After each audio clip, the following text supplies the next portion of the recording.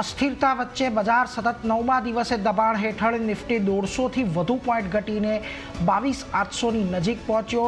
Bank નિફ્ટીમાં પણ નરમાશ, mid cap અને small કેપમાં રિકવરીના પ્રયાસો નિષ્ફળ। ઇન્ડિયા વિક્સ 6%થી વધુ ઉછળ્યો।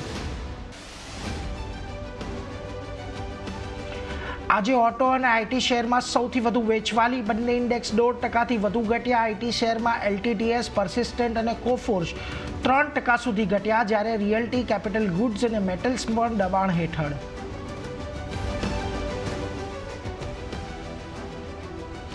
એમએનએમની ઇલેક્ટ્રિક એસયુવી XEV9E અને BE6નું બમ્પર બુકિંગ। એમએનએમમાં કોઈ સારી અસર નહીં, શેર લગભગ 4%ના ઘટાડા સાથે ફ્યુચર્સનો સૌથી મોટો લૂઝર બન્યો। જોકે બ્રોકરેજ દ્વારા તેજીની સલાહ। નોમુરા અને સિટીએ લગભગ 3700નો આપ્યો લક્ષ્યાંક।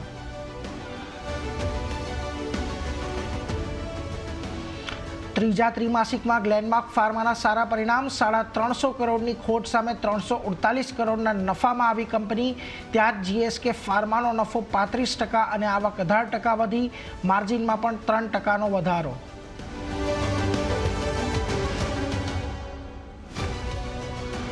અને બજેટ બાદ મુંબઈમાં આજે 12:15 વાગ્યે પ્રેસ કોન્ફરન્સ કરશે નાણામંત્રી નિર્મલા સીતારમણ। નાણાં મંત્રાલયના તમામ સચિવો સાથે સીઈએ અને સીબીડીટી પ્રમુખ પણ રહેશે હાજર।